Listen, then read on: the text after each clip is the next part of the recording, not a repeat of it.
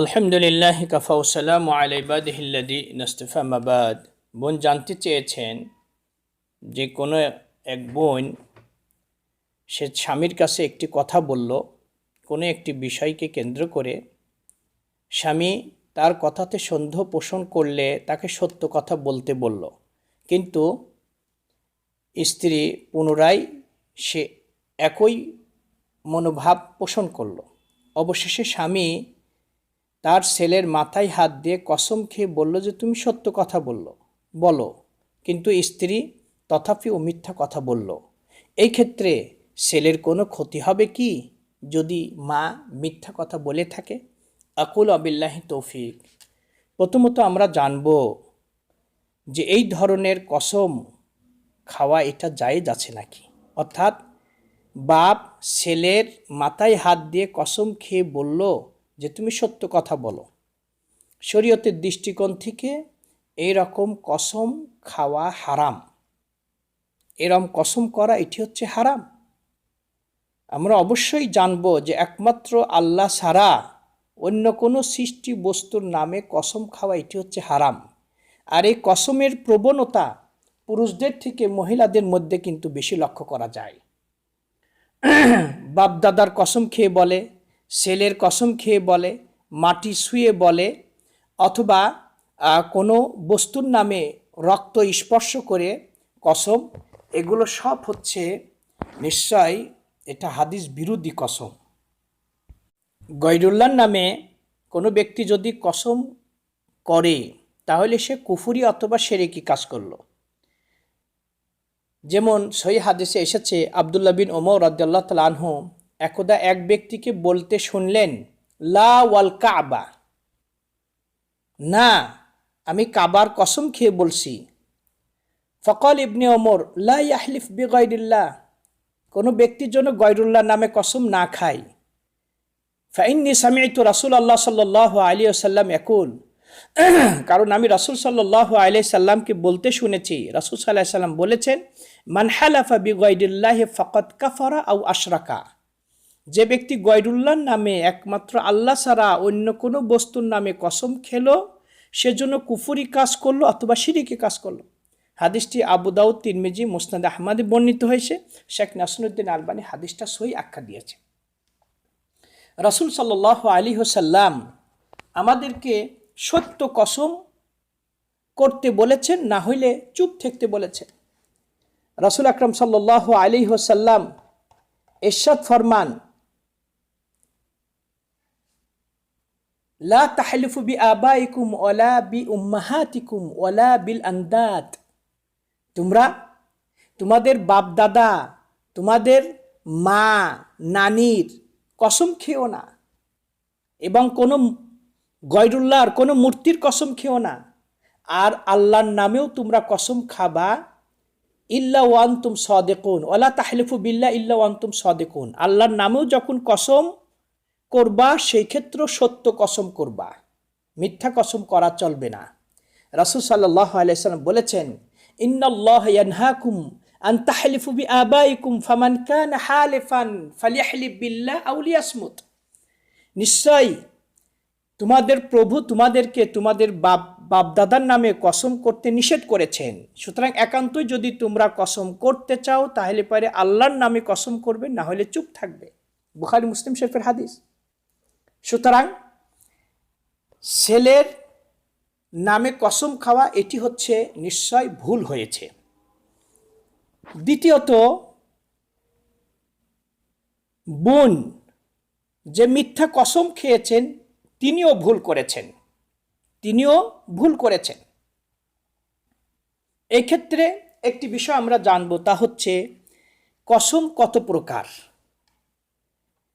কসম 4 প্রকার। 1,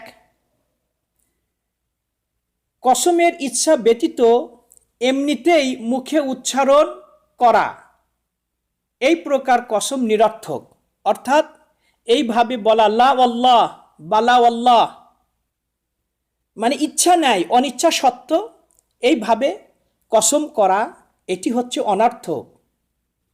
তবে এই ধরনের কসম খাওয়াও ঠিক না, কারণ আল্লাহর মহত্বর প্রতি আমাদেরকে লক্ষ্য রাখতে হবে।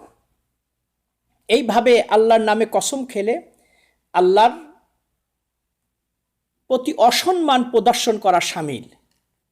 আল্লাহ রাব্বুল আলামিন বলেছেন, লা ইউআখিযুকুমুল্লাহু বিল্লাগবি ফি আইমানিকুম ওয়ালাকিন ইউআখিযুকুম বিমা আক্কাদতুমুল আইমান। এই অনর্থক কসম যদি কেউ করে ফেলে, এই কারণে তাকে কাফফারা দিতে হবে না, তবে নিশ্চয় এর থেকে বিরত থাকাটা উচিত।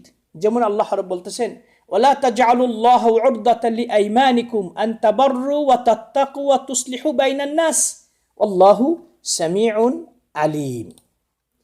দ্বিতীয় প্রকার কসম, অতীতকালীন কোনো বিষয়ের ব্যাপারে সত্য মনে করি কসম করা, পরে দেখা গেল বিষয়টি উল্টো। এটি হচ্ছে প্রথম প্রকারের মতো নিরর্থক কসম।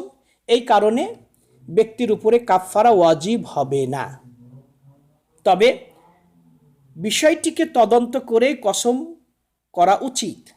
তৃতীয় প্রকার কসম, অতীতের কোনো বিষয়ে জেনে শুনে মিথ্যা কসম করা, এটি সম্পূর্ণ রূপে হারাম। এটিকে ইয়ামিনে গুমুজ বলা হয়।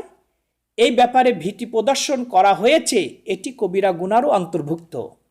হাদিসে এসেছে, আব্দুল্লাহ বিন ওমর রাদিয়াল্লাহু আনহুমা বলেন, এক ব্যক্তি নবী করিম সাল্লাল্লাহু আলাইহি সাল্লামের নিকটে এসে জিজ্ঞেস করলেন, ইয়া রাসূলুল্লাহ, কবিরা গুনাহগুলো কি কি? রাসূল সাল্লাল্লাহু আলাইহি সাল্লাম কবিরা গুনার বর্ণনা করতে গিয়ে ইয়ামিনে গুমুসকেও তার মাঝে শামিল করলেন। লোকটি ইয়ামিনে গুমুস সম্পর্কে জানতে চাইলে রাসূল সাল্লাল্লাহু আলাইহি ওয়াসাল্লাম বললেন, এটি হচ্ছে মিথ্যা কসম করে অপর মুসলিমের সম্পদ দখল করা। এই কসমের কোনো কাফফারা নেই। এটি এমন অপরাধ যা তওবা ব্যতীত শুধুমাত্র কাফফারার মাধ্যমে এটি দূরীভূত হয় না। যে ব্যক্তি এমন কসম করবে তাকে অবশ্যই তওবা করতে হবে। সুতরাং আমার মনে হয় বোন এই ইয়ামিনে গুমুস এর এই রকম তিনি কসম করেছেন। তবে একটা হাদিস এসেছে, কেউ যদি এই গয়রুল্লাহর নামে যদি এইভাবে কসম করে এবং মিথ্যা কসম খায় অতীতের কোনো বিষয়কে কেন্দ্র করে, তার কাফফারা স্বরূপ রাসূল সাল্লাল্লাহু আলাইহি সাল্লাম একটি আমল শিক্ষা দিয়েছে।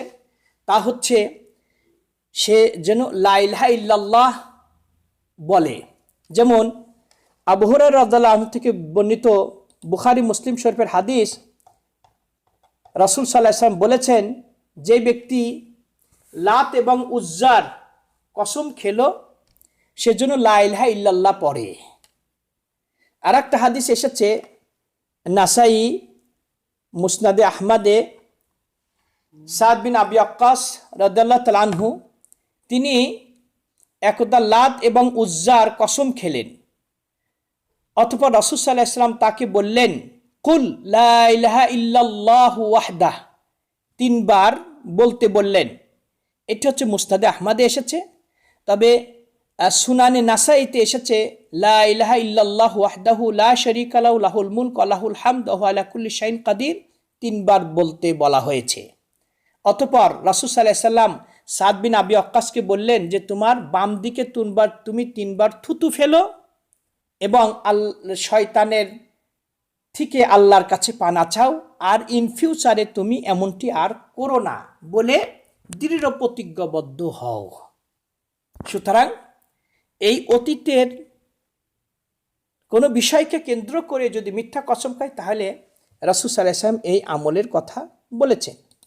চতুর্থ প্রকার কসম হচ্ছে ভবিষ্যতের কোনো সম্ভাব্য বিষয়ে ইচ্ছাকৃতভাবে শপথ করা। একে ইয়ামিনে মুনআকিদা বলা হয়। এই ধরনের শপথের ক্ষেত্রে কাফফারা ওয়াজিব হবে। অর্থাৎ আপনি আপনার স্ত্রীকে বললেন, আল্লাহর কসম খেয়ে বলছি আমি তোমাদের বাড়িতে বেড়াতে যাব না, আল্লাহর কসম খেয়ে বলছি তুমি আমার অর্ডার ছাড়া যদি বাজারে বা কোথাও বের হও তাহলে তুমি তালাক হয়ে যাবে। এই ধরনের শপথ করি যদি ভবিষ্যতের কোনো সম্ভাব্য বিষয় ইচ্ছাকৃত যদি শপথ করে, পরবর্তীতে সেইটি যদি পূরণ করতে ব্যক্তি ব্যর্থ হয়, এই শপথ যদি ভঙ্গের প্রয়োজন দেখা দেয়, তাহলে সেই ক্ষেত্রে তাকে কাফফারা আদায় করতে হবে। আর কাফফারা হলো যেটি সূরা মাইদার 89 নং আয়াতে আল্লাহ উল্লেখ করেছেন, তা হচ্ছে 10 জন মিসকিনকে খানা খাওয়াইতে হবে। তা হলো প্রত্যেককে 1.5 কেজি পরিমাণ চাউল দিতে হবে এবং এই চাউলটা খেতে যে তরকারির প্রয়োজন এই পারপাসে কিছু টাকা দেবে, অথবা 10 জন মিসকিনকে কাফুর দান করবে, যে কাফুর পরে মানে ব্যক্তি নামাজ পড়তে পারবে, সেটা পুরুষ মহিলা যে কোনো হইতে পারে, অথবা একটা গোলাম আজাদ করতে হবে। কেউ যদি এই 3টা করতে অসমর্থন হয় তাহলে লাগাতার 3 দিন রোজা রাখবে। কিন্তু এই 3টা করতে যদি সামর্থ্যবান হয় তাহলে সেই ক্ষেত্রে অবশ্যই তাকে এই আর্থিক কাফফারাই আদায় করতে হবে। তবে এই ক্ষেত্রে আপনার ছেলের ইনশাল্লাহ কোনো ক্ষতি হবে না। তবে নিশ্চয়ই আপনি আল্লাহর কাছে ক্ষমা চান এবং ইন ফিউচারে এরকম মিথ্যা কসম আমরা কেউ করব না, এটা রাসূল সাল্লাল্লাহু আলাইহি ওয়াসাল্লাম নিষেধ করেছেন। আল্লাহ রাব্বুল আলামিন আমাদের সকলকেই যেন প্রত্যেকটি ক্ষেত্রে আমরা হক কথা বলতে পারি, আল্লাহকে ভয় করে চলতে পারি, এই তৌফিক আল্লাহ আমাদেরকে দান করুন।